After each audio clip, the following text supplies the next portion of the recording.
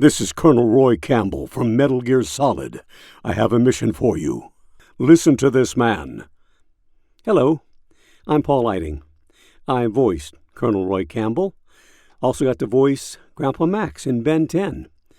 Among other characters, I am Reflux in Incredibles 2. Name's Reflux, medical condition or superpower. And I'm also the voice of Perceptor in Generation 1 Transformers, who would say things like, "Cursory evaluation of this transmission indicates you are watching In Conversation with Amber the Fangirl, ATF." Hi guys, Amber here. Welcome back to another episode of In Conversation with ATF. My guest today is the voice of Perceptor in Transformers, the original G1 cartoon, Grandpa Max Tennyson in Ben 10. Well, the first voice, because I think David Kay's taken over from you now, is that right? Yeah, I thought so. Reflux in The Incredibles 2, and I didn't even know that until I, obviously proper, cause I saw it in 2018 when it first came out, and then, wow. I love it when people don't recognize the voice, they don't know it's me until they find out later. Yeah, definitely, yeah, but that was before I got into voice acting and stuff like that. My guest is also the voice of Colonel Roy Campbell in Metal Gear Solid. Snake. Sorry. It's okay. I was just waiting because I thought you were going to say something else, but I was going to say, can you say a line as a Colonel? If that's okay. I hear it's amazing when the famous purple stuffed worm in Flapjaw's space with a tuning fork does a raw blink on Harry Carey rock. I need scissors. 61. Wow. Oh my gosh. That's from Metal Gear 2, where the Colonel is actually an AI and he goes kind of wacko. Ah, I see. My guest has also done lots of ADR for films. I mean, I can't tell you how many times I've seen you in credits for things. It's crazy. Yay. Yeah, definitely. My guest is Paul Eiding. Hi, Paul. Hi. But from the get-go, I got to correct you. It is Eiding. Is it Eiding? Eiding. Oh my gosh, I'm so sorry. Oh yeah, I'm so upset. Can you tell how angry I am? My guest is Paul Eiding. You're not alone. I get it all the time. Do you? Oh my gosh, I'm so sorry. No, please don't. Please don't worry. It's my parents' fault for having that name, for giving me that name. I've got Eiding, Erding. Somehow somebody puts an R in there. Elding, I've gotten Elding. And my favorite is I got mail once for Mr. Paul E. Ding. So I was Mr. Ding for a while. They'd left the I out altogether. So it was just Paul, middle initial E, Ding. So it doesn't matter. Someone famous said, as long as the check clears, you can call me anything. Yeah, I just briefly changed your name to Paul Ding. I've changed it now, don't worry. But yeah, thank you. I've wanted to interview you now for a long time because obviously I'm obsessed with the G1 Transformers cartoon. Obviously you were Perceptor. Oh, you got a dog! Yeah, she just was trying to get on my lap. So I said, okay, well, I'll pick her up and say hello. This is Dobby. This is my daughter's dog. Oh, Dobby. Yeah, I know Dobby. Yes, I know. Yes, I was G1 Perceptor. Okay. Enough. I have a dog. He's probably downstairs, I think. My dog's a Shih Tzu. It's about 7. So cute. Oh, really? Yeah, my dog is right at my feet. We have this one. This is my daughter's dog. Yeah. Oh, she just heard somebody coming in. You want to go? Go on. And my dog is Finnegan. Oh. What breed is he? I've got to show you my dog. Got to give him equal time. Yeah. What breed is he? Finn is a mix. Yes, my boy. I love the little white fluffy ones. So cute. Yeah. He's part. Oh, yeah, I know. Oh, sorry. It's okay. This is my boy. This is Finnegan. I think And dogs make things better, definitely. oh, they make things so much better. Yeah. Everything goes better with dogs. Yeah. Trying to find a picture of mine now. I should have to quickly look. He's honestly, we've had him since about 2014, and he's honestly just one of the best pets I've ever had. To be fair. And I agree with you. Pets make life better. Yeah. There's a photo. I found a photo of him on a stool downstairs. If that's there he is. Oh, it's adorable. Yeah. What's his name? Benji. Benji. Yeah. Of course. Perfect name for a dog. Yeah, definitely. It was literally pure coincidence. It was either that or Sully we had in mind. Now, did you see the movie Benji? Nope. Oh, there's a dog, a movie about a dog. I know. I don't know where we Named got the name Benji from. I guess Benji. Yeah. I guess we Years just like and the years name ago. of it.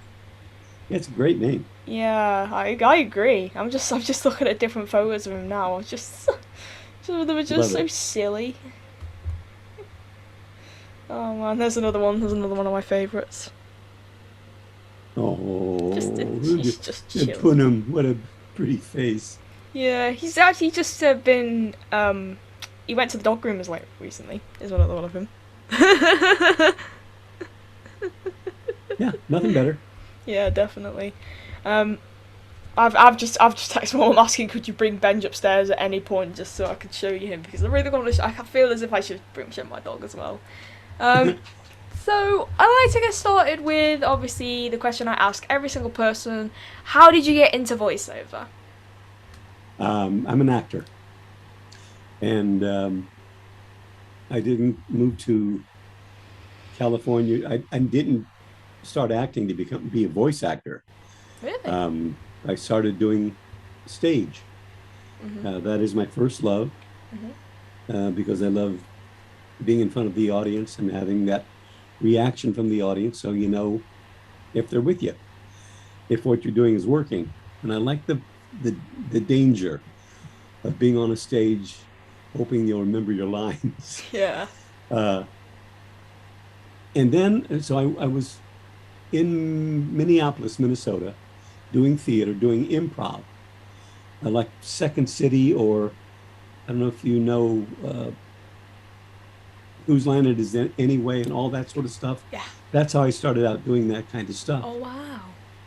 And one of the guys who worked at the theater had what we called a straight job to make money, and he was a writer, and he wrote for a couple of different companies.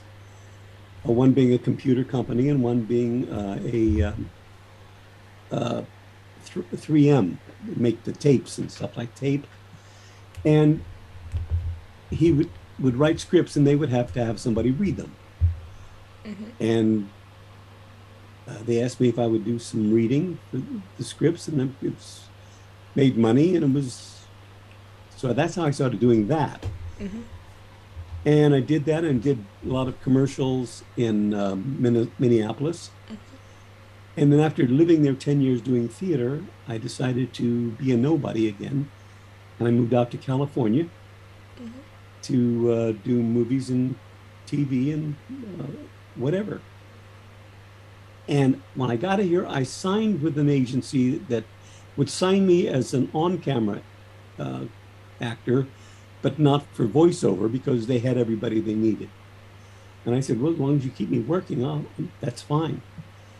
And one day, I started working right away. I was very lucky, doing commercials. And one day, the agent who handled the voiceover was walking by a video screen as they were watching, the other agents were watching my reel. And they said, oh, you gotta check this guy out. He's really funny. Yeah. So they did. And she said, you know, I love that one voice he used. I'm going to call him in for an audition. So she did. And I booked it, the first one. And it was for the voice of an olive. It was an animated commercial for Lindsay Olives. Wow. So my first commercial voiceover was for an olive. And from there, in California anyway, from there, I just started doing more things. voiceover. And the big break really happened when I did another play where I played three characters. I played an African manservant, intentionally a white man, no makeup or anything, playing a different character. I played a Cockney soldier, and I played a 5-year-old girl, Wow. the most unattractive little child you'd ever meet. Uh, and the man who directed everything and cast everything at Hanna-Barbera, that people from Yogi Bear and all those Hanna-Barbera, Tom and Jerry, all those things, he came to see the show. He liked my work and contacted my agent and brought me in for a general audition. A general back then was when they would bring you in and they'd give you 10 different types of characters to read to see where you were. And I did the audition. He liked what he saw, and then he started calling me in, and I started doing Saturday morning cartoons. Wow. What was your first one you did for Hanna-Barbera? Yeah. I did the GoBots and things called Sky Commanders. I was on the Jetsons, playing Jane Jetson's high school boyfriend. Oh, yeah. He becomes a big time. Is he like a pop star? He became Yeah. Boy Nova. That's his name. That was me. Wow. And a bunch of other stuff from Hanna-Barbera. And then right around that time, a little after, I guess, is when auditions for the Transformers happened and for the video games. Yeah. And then it started just building on itself. Still doing theater and movies and TV. So I never considered myself a voice actor. Yeah. I've always considered myself an actor who does voiceover work. But the last, I guess, 10, 15 years, the bulk of the work has been voiceover. Still doing film and TV. Yeah. But most of the work is doing video games and animation. It's just been great. I love it. Wow. Because you can be anybody in voiceover. Doesn't matter that you're not 6'5". It doesn't matter who. You can be whoever your voice can convince the audience. Yeah. I mean, I've had one voiceover job myself. Yes, I'm always one of those people who was like, oh, look at this, this was my first job or such and such. But this was quite big for me because I've always wanted to be a voice actress, and then it happened. I was bitten by the bug, and well, I voiced a coin-operated kiddie ride, a helicopter ride to be precise. There it is. Well done. So I got that job booked last year, and that was a favour I did for a company who were based in Leeds. Well, they've shut down now because of COVID, so there's only 2 helicopters in the world. There was meant to be like hundreds, but there was only 2 now. Yeah. There's one up in Bradford, and there's one in Iceland. The country Iceland. Yeah. Like, wow, it's in like the capital of Iceland, in like the second biggest shopping centre. So wow, it feels surreal. That's wonderful. Thank you. Well, that's the first. And now the next one will be the second. And then it'll just continue. Yeah, definitely. I always remember that was my first voiceover job, though. Definitely. Who would have thought? That's great. Thank you. I'd like to ask you a little bit about Transformers. Now, obviously, wow, what a stellar cast you worked with. Frank Welker, Peter Cullen, Scatman Crothers, Chris Slaughter. Wow. What was it like? How did you get the audition for Transformers? What was it like? Because Perceptor was introduced later on. I think it was in season 2 he was introduced. Yeah, season 2. And he survived the movie. So yeah, that was a big one. Yeah, that was a big one. Yeah. It was just a regular audition you get from your agency. Yeah. And they, as I recall, they asked he was kind of an absent-minded professor type of character, that he was wrapped up in his science, so he wasn't and maybe a little bumbling. It's kind of a stereotypical thing. And I don't remember if they wanted this little faux English accent or not, but that's who I saw in my head. Someone said, were you doing C-3PO or I was going to ask, who did you base the voice off? No. Just going to quickly. No, I did not. It's just what I came up with. Oh wow. Sorry, so my webcam doesn't adjust easily. But wow, I always thought you based that voice off any English actor or anything like that. I didn't know you just came up with it. Yeah, no. As I recall, unless it's been a long time, 35 years. But no, that's what I remember. And whatever it was, they were happy with. And Wally Burr, the director, said he loved it, Mm-hmm. and because it was different from everybody. And I found out many years later, Wally gave everybody a hard time. He worked everybody hard because he heard everything a particular way, and he wanted it done that way, which I think is one of the reasons why it's been so successful. But he never really said much to me. And I was working with all these heroes of mine. I mean, my gosh, Scatman Crothers, and what was he like to work with? Oh, he was dear. He was very funny. He'd bring an instrument along. He would sing. He was just very cool. Oh. But see, for me, I was still new to California, and meeting all these guys, I was in awe of these guys. And when I wasn't getting a lot of feedback from Wally Burr, the director, I thought maybe I was not. I thought maybe I was doing a horrible job. But it wasn't until many years later he said, "Well, Paul, I never had to say much to you because you did it." He said, "You were the real actor." Like, what? Because he knew I was a stage actor, and I was still doing film and TV, but so was everybody else. But he was very kind. You shined the brightest out of all of them.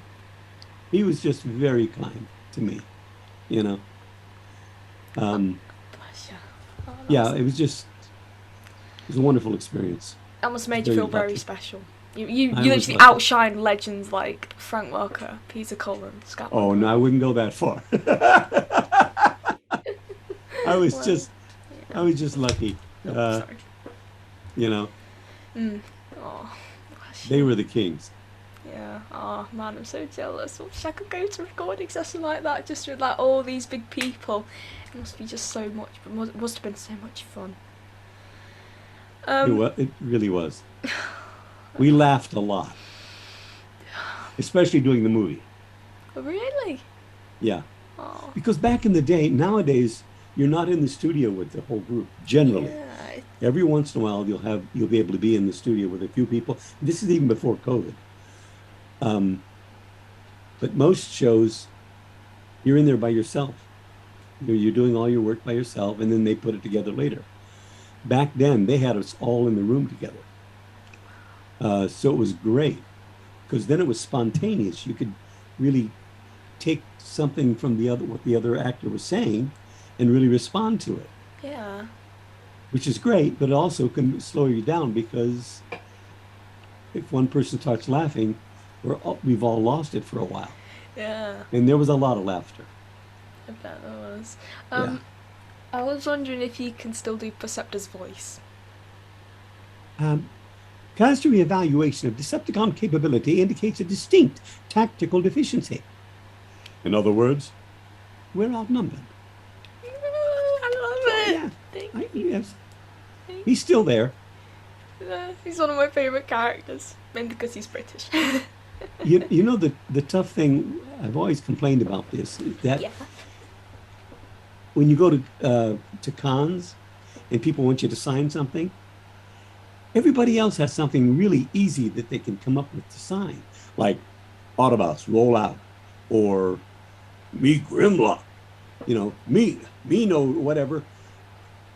Perceptor, everything was a cursory evaluation of Decepticon capability indicates a distinct tactical deficiency. He didn't have a short catchphrase. Yeah. So it's like, okay, well, I can't write that whole thing out because people are standing in line waiting. It's like, all the photos should just come like pre-signed, saying the whole quote, and then you just need to do at the event and just say to blank Perceptor. No, Paul Eiding. I want to make it as personalized as possible. So one thing I came up with, one thing he said was, it takes more than muscle to win a fight, Braun. And it's, what's the other one? Pencil is mightier than the sword. Yeah, that's a good one. Yeah. Or just science. That's what it's all about. Yeah, whenever I get a voice actor to sign stuff for me, they usually personalise it, but ones who kind of like, oh yeah, do you want a quote? I was like, no, I want something completely different. I tell them, yeah, just put something completely random just so I can make it extremely personal to me. So I asked them to put like a silly phrase or a stupid word on there. So like, it would just go like, oh yeah, to Amber, Pog, love from blank. Yeah, well done. Yeah. I mean, I have Frank Welker's autograph down there because I met him in person just before the pandemic. He did his first UK appearance. Who? Frank Welker. Oh, oh my gosh. Yeah, treasure that. He did that, and he's coming back to the UK in 2 months. Right. So I'm excited to see him again. I'm just thinking about it now because it's literally in about 5 days, it'll be 2 months. It's on the 9th of October in Scotland.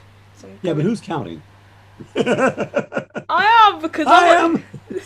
I think it's like 70 something days. I literally got a countdown app saying how many days until Scotland Comic Con. It is only about 64 days till I see him again. Where will it be? Will it be in Edinburgh, Glasgow? Edinburgh. Yeah. Been to Edinburgh several times. I think Peter Cullen's going as well. Yeah, he is, because they always do conventions together. I love Edinburgh. I've never been. Oh, really? Oh, it's beautiful. Yeah. It's beautiful. I've been there a couple of times during the festival. The Fringe Festival? Yeah. Oh, wow. Oh, it's amazing. It's wonderful. Uh-huh. Some theater and music and dance everywhere. But the last time we were in the UK to EF Nation, we took a couple of extra days because there was a young man that I met. He was a fan of Metal Gear Solid. Uh-huh. And we've talked over the years. And I think we met when he was 17. Wow, that's about my age then. Yeah, he was 17, maybe 18, but I think he was still 17. And he wanted to be, he wanted to write music for video games and also do voiceovers. Okay, so we talked over the years, and I started watching some of his YouTube stuff, and he's really good. He's got a great deep voice, and a wonderful singer and composer. He plays all kinds of instruments. Wow. So I told him, I said, next time I get to the UK, we're coming up to meet you in person. And we did. My wife and I took the trip up, met him. At this point, he was 21 or 22. And I met his folks. They had a B&B. We didn't know that. But they said, oh, no, you stay with us. So we stayed with them for the night. Yeah. We were only there for a day because it was all just to go up and see him. As I said, I'm not coming all the way to the UK without meeting you in person. And by golly, over the years, he has done voiceover work on several pieces. oh God, was it not Dust? Oh, I don't remember which games, but he's been in several video games Wow. and written music for a few. Wow, what's his name? Oh, wait a minute. I'm gonna put my dog down. You Okay. get down. Is your name right now your stage name, or is it like your actual name? Uh, well, my actual no, but it wasn't because of stage or anything like that. Yeah. It was because when I was in the military, I You were in auditioned the for military? yeah, Oh wow! Sar Sergeant Eiding. Um, but I was getting into this musical group, Yeah. and the guy who was auditioning at the time uh, said, "Don't tell me names. I'm guessing names today, and you look like a Paul." And I was never happy with my name, What was your so I first? said What was your original name? Otis. Otis. My real name was Otis Errol Eiding. Wow. I Yeah, was gonna say you definitely look like a Paul. You definitely look like a Paul. It's just like and so when he said that, I said, "Cool." So from then on, I've never changed it legally, but from then on, yeah. anyone who calls me Otis is from someone from my distant past, Yeah. or they're trying to sell me something because they don't realize my name has always been Paul. That's mad. My I didn't children have know always that. known me as Paul. All my Wow. friends have known me as Paul. There's still a lot of friends who never knew my name was Otis. It's, You know, I didn't even know until now. I mean, like, yeah. it's weird when you give when you give someone a name. I was gonna say, like, I have a nephew called Henry. He was born. He's about 3 years old. I remember when I was like Henry. Okay, that's a lovely name. But when he gets older, you think, oh yeah, he does look like a Henry, doesn't he? It's when they get older, they're like, oh yeah, it looks like the Gotcha. name. Yeah. Yeah, it's weird. Yeah. I was Well, originally gonna be called Ellie, so I look more like an Amber, to be fair. why? Hmm. Why would you change from Amber? I wouldn't. I said I was originally gonna be called Ellie, but now my Oh, you were parents settled originally for going to be Amber. called. Oh, gotcha. If I Yeah, was a boy, my Amber. parents were gonna call me Dylan. So yeah, Ah, yeah. no, So That's a great stage name. yeah, Amber Jones. Yeah. There's Yeah. Amber Tamlin. Amber Tam. Yeah, yeah. You She's good. know, Yeah, I'm trying to there aren't a think. lot of Ambers out there. There's Amber Rose. Yeah, she's Well, I cool. guess, yeah. Yeah. And then you've got Amber Heard. Okay, so but there's no Amber Jones. I don't The, think the, so. the funny thing is, there was a time, when there still is a time, you can't, if you're joined the union, you can't have the same name as somebody else. Yeah. And back when I was a little kid, no, it was before that. Back in the 40s or early 50s, there was an actor, a stage actor by the name of Harry. His name was Harry Morgan, and but he didn't like Harry, so he changed it to Henry Morgan. So he became Henry Morgan in the Union. And then there was another actor by the name of Henry Morgan. His real name was Henry Morgan, and he got into the Union, and he couldn't use his real name. He had to change his name. He changed it to Harry Morgan. That's so So these guys confusing. had switched their names, one because he wanted to, and the other one because he had to. And Harry Morgan was on a TV show called MASH for, God, still one of the most famous shows ever in the United States. But so everybody knew him as Harry Morgan, but his real name was Henry Morgan. And Henry Morgan, who was an actor, his real name was Harry. Anyway, it got all crazy. Yeah. So there's never any Paul Eiding. Eiding is not a very common name, so Yeah. It's kind I never had to worry about that. Yeah. Oh, I've had people reading my emails, so if I just look to the corner of the screen, it's because I got a notification. Random question: do you have any grandkids? Say again? Do you have any grandchildren?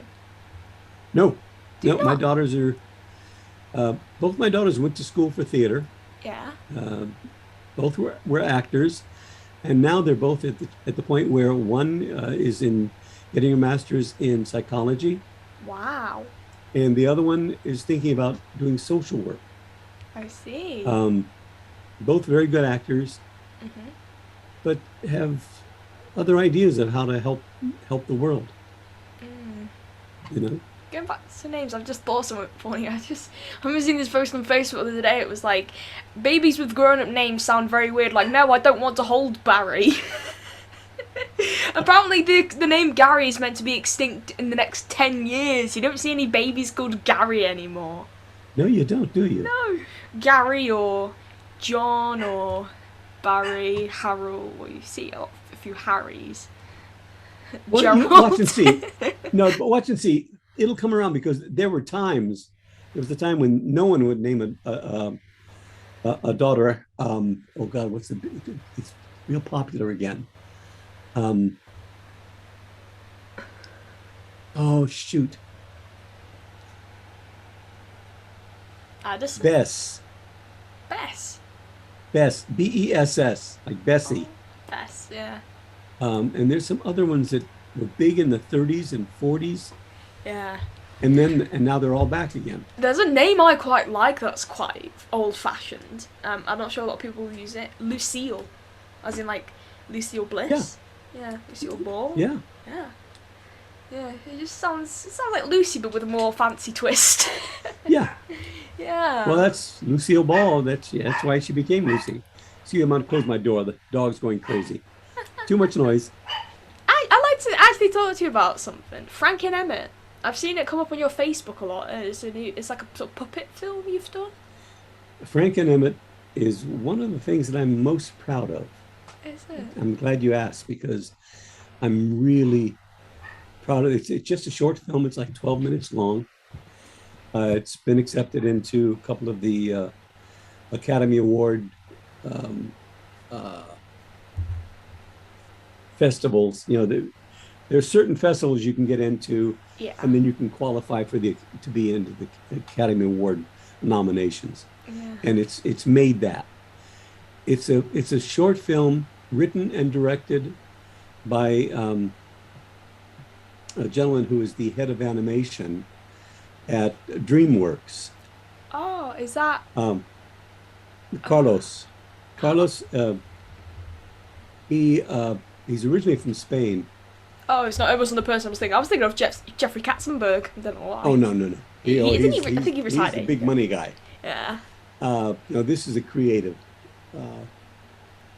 And Carlos has always loved the Muppets. And this movie is more or less an homage to the men and women who create and operate the Muppets. Yeah. And without telling you too much about it, I can say this: it's there are three people in it. It's basically two people. My little granddaughter comes in at the beginning, and then she's gone, and it comes in at the very end of the piece as well.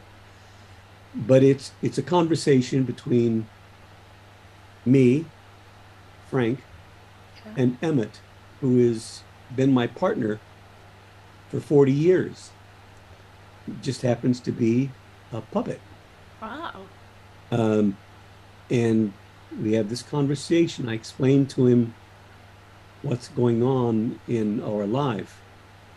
And I promise you,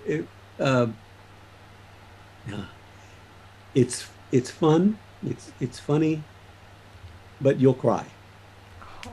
Everyone who has seen the movie cries.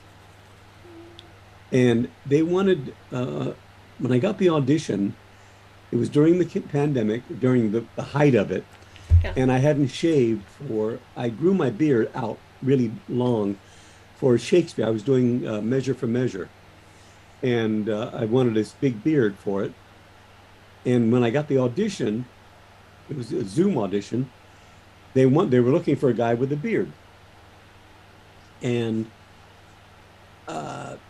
so I kept it. The audition process and the rehearsal process took a couple of months because they really wanted to find the good combination between the puppet and the actor. And I just let the beard grow and grow and grow till it's really, if you saw the picture on my Facebook page, it's out there wild. Yeah.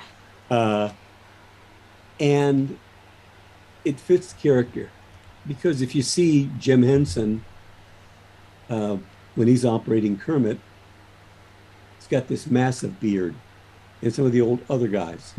Yeah. I don't know. I'm trying not to give anything away. It's okay. Except to say that we had two people working the puppet. Mm-hmm. I get to work at one time, but through most of it, because the puppet acts as if there's no connection physically. The puppet's over here and I'm here and we're talking back and forth. And there are two people who operate the puppet, and they both work with Jim Henson. They both worked on, one worked on Dark Crystal, and in fact, they're both working on the new TV show with Jim Henson and the Muppets. So they're really good at what they do, and I'm just very proud of not just my work, but the whole piece, because it's beautifully filmed. The story is sweet and simple and will make you cry. Oh, I'm gonna watch it now. Can we? It's definitely worth seeing. Is it online? Oh, not yet. Okay. They won't. It's got to do some of the film festivals. Some of the festivals before they can release it. I can't even get a part of it to put on my acting reel. I have to wait until it's shown a few times. Then it'll be available. Yeah. I know it's unrelated. I love the little painting of the dog on the wall that was dressed as the Colonel. That's so adorable. Oh, yeah. My daughter got that for me. That's my dog. Oh. A friend of hers is this artist. That's Colonel Campbell's dog. What's your dog name? What's your dog's name again? Finn. Finn! That's it. Finn. Sorry, I forgot it. That's Colonel Finnegan. Colonel Finnegan. And up above is a poster of a guy that a guy did also from... Oh, that's so cool. I see an Incredibles hat as well. That's cool. Oh, yeah. They gave me that for The Incredibles and Transformers back there. Wow, yeah. So what was it like doing The Incredibles and Metal Gear Solid then? Incredibles was great fun. I auditioned for Incredibles right here in my booth. I was going to ask, is that your booth? Yep, this is my booth. Wow. Oh, can you read it? Yeah. It says no admittance except on party business. That's from what is it? Lord of the Rings. That is cool. It's from Bilbo Baggins' house. Mm-hmm. Doing The Incredibles was great. I auditioned here, and I told the story before, but it's fun. I had to do not just the audition of name's Reflux, medical condition or superpower. You be the judge. And in addition to that, I had to do the vomiting because he vomits out this, lava. You've seen the movie, yes? Yeah. Okay. Where you go, it does all that. Yeah. Well, they wanted me to do that as well for the audition. So I did that, and I came out of my booth, even had my door closed, and my wife said, "Are you okay? Is everything all right?" Well, she heard me going, and I said, "No, I was acting. It's everything's fine." So she said, "Oh, good. I was kind of worried about you there for a minute." So it was great to work. It's always great to work for Pixar. Yeah. I've worked on Pixar movies from... I was gonna say, you've done a lot of additional voices and stuff. I looked on your Wikipedia page before. You've done Toy Story, you've done A Bug's Life. Who were you in Toy Story? Not Toy Story. I was in all the other... I was in A Bug's Life, which is You see that? They gave me a Ah. big a signed poster from Bugs Life. Wow. That is cool. Who's it signed Uh, by? it's John Lasseter, Wow. who was the head of Pixar then. Yeah. So Bugs Life, Monsters Inc., Oh, Monsters University. who were you in Monsters Inc? Oh God, I was several characters. I was Frank, has one just a big eye, Oh yeah, I uh, remember. I remember. and I'm Yeah, he's also texting. Yeah. there's one where there's a little monster that flies off to work. Have a good and day, says, sweetie. "Goodbye, You honey. too, hon. See you later." Yeah. That's the one. Was that you? Wow. I was also one of the three trainees. Oh yeah, the pink. There's a cowardly pink one. There's trainees. a green one. There's a yellow one. Yeah. Yeah, I was the one. I was afraid, afraid of kids. I forgot what I ended I up will go saying, with the but kids home. You can't make me. yeah, I was one of those. Wow. So, several other things. Wow. And You then literally in the film in the space of 20 minutes. And then Finding Nemo. Oh. I was several things in that. I was the flatfish, Mr. Johansson. Sure, get out of Mr. Johansson's John. What are you doing here? He's just spin. Yeah. Wow. And one of the turtles and mine. You're one of the seagulls. Oh yeah, the seagulls. Wow. There's also the Prime Minister screaming, getting my teeth when he was pulling my teeth. Oh, is that then- you? Wow. Yeah. All that stuff. Wow. And Cars 2. Who were you in Monsters University? Oh gosh, I don't remember. Here's a sad story about Monsters University. Okay. Oh, okay. I get a call to do Monsters University. Yeah. And we've got the date set up. And they wanted me to play an older character. I don't remember who it was. But they called for me to do it. And the day I was supposed to shoot, I was in the hospital because I got a kidney stone, and the kidney stone wouldn't leave my body. So I had to be in the hospital for a day and a half. And the terrible thing is the hospital is directly across the street from Disney. No! So I'm watching. They had me on painkillers, so I was fine. I'm walking around with the fluids, on a thing, walking around in my nightgown, or what do they call this thing? My hospital gown. And I go over to the corner of the window. I'm looking out the window, and I can see the driveway that all of my buddies are driving in, that I would be driving in to work on too. It's like, no. Bless. Yeah, and then I was supposed to work on Despicable Me. They called for me to work on that. But the day we were supposed to be recording, it was going to be recording for 2 or 3 days. When that happened, I was already committed to doing Oz Comic Con in Australia. Oh yeah, I was going to say, so it said on the Transformers wiki you went to Oz Comic Con. Yeah, and we were on the airplane. Yeah. Excuse me. Uh-oh. Hang on one second. That was my wife. Oh, so she knows who I am. Oh yeah, I've told you all about you. Oh. Yes. Tell her I said hi. So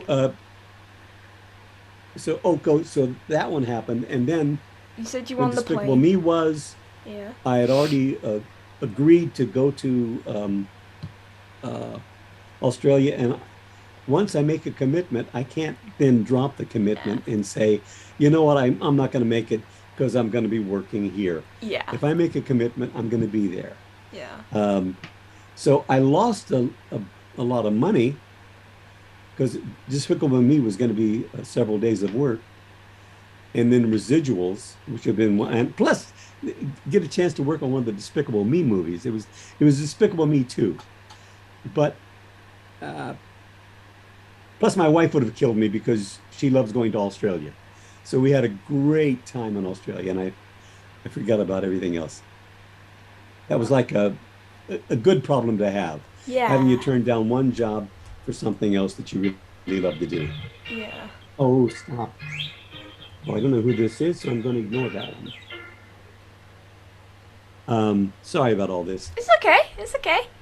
Um, yeah. So it's always listen. Anytime I get a chance to work on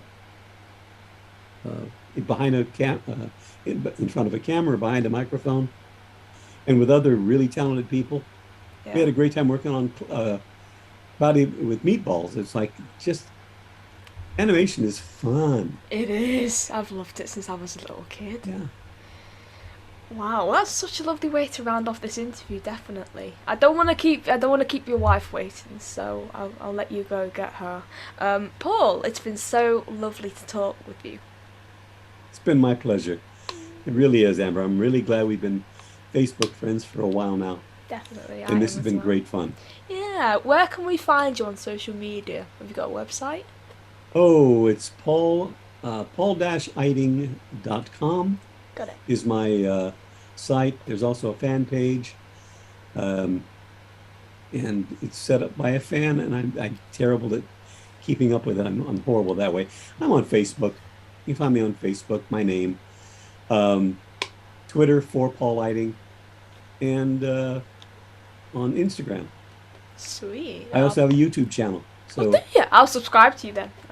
yay! What's your I'll YouTube? subscribe. It's just Paul Eiding. Everything is just right. me. Okay. I'm not hiding.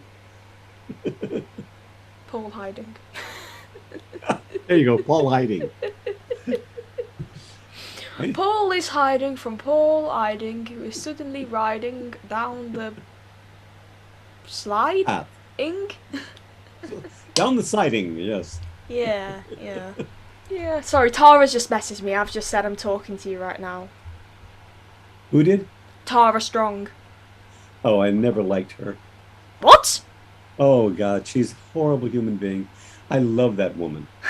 She is so incredibly talented, and as good a human being as she is talented as well. And please tell her I said so. I did. I just did. Yeah, Wow. she's the best. She is. I met her. I'm not sure if you could see. I met her dressed as Rocky from Rocky and Bullwinkle. Oh, I love that. Yeah. I'm doing Yeah, it she can again do this year. anything. Yeah, she can definitely. She's do it. amazing. She's June Foray, literally. This generation's June Foray, I think. Yeah, I think you're absolutely right. Yeah. I think you're absolutely right. Wow. She's the whole package.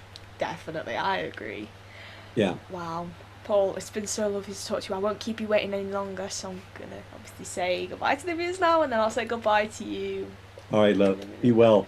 Alright, and to you at home, thank you so much for watching. You've been watching In Conversation with ATF with me, ATF herself, and Mr. Paul Eiding. Yes, I got it right. Yeah. I got well it done. right. Alright, Be well, everybody. we'll see you around. Goodbye, and cut.